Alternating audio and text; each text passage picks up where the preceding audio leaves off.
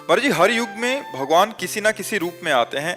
राधा नाम कई युगों से चलता आ रहा है, लेकिन राधा नाम की इतनी महिमा और एक संत के प्रति इतनी भीड़ और श्रद्धा कभी नहीं देखने को मिली, और ना ही केवल राधा नाम सुनकर लोगों को इतनी गति से बदलते हुए देखा है।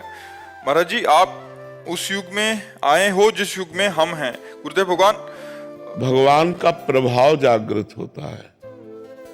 भगवान तो सबके हृदय में है, सब भगवान के अंश से अवतरित हुए हैं। अब भगवान जहां जितना प्रकाश कर देते हैं, किसी को प्रकाशित किया 100 आदमी को बदल दिया, किसी संत को प्रकाशित किया 1000 आदमी को, किसी को प्रकाशित किया देश का देश बदल, तो वो भगवान का प्रभाव होता है, वो भगवान का प्रकाश होता है, व्यक्ति का नहीं होता।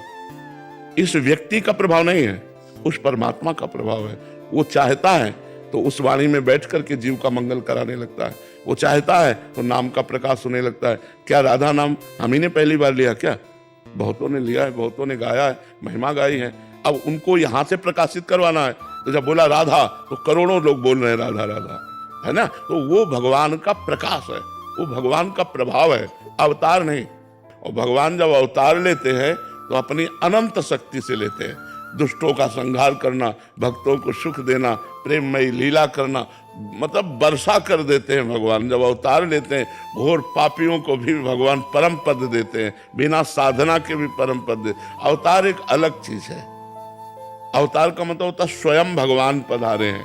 हम लोग सब भगवान के अंश हैं, तो जहाँ की जितना प्रकाश हुआ उतना प्रकाशित होने लगता है, तो उसी प्रकाश को लक्ष्य करके हम कहते हैं कि ये तो भगवान ही है। लेकिन जब भगवान का पावर भक्त रूप में प्रकट होता है, तो दुष्टता का विनाश करके, दुष्टों का विनाश करके नहीं, दुष्टता का विनाश करके भक्ति की स्थापना करता है। तो भगवान से भी श्रेष्ठ माना गया भगवान का भक्त, क्योंकि भगवान तो सीधे दुष्ट का विनाश कर दिए, और वो दुष्ट का विनाश नहीं किए, बड़े बड़े दुष्टों की दुष्टता का विनाश करके उनको साधु बना दिया, उनको भक्त बना दिया। इसलिए मोरे मन प्रभु से विश्वासा, राम ते अधिक राम कर दासा। क्योंकि भगवान का भक्त कृपा करके मारा नहीं, उसकी दुष्टता को मार दिया और महात्मा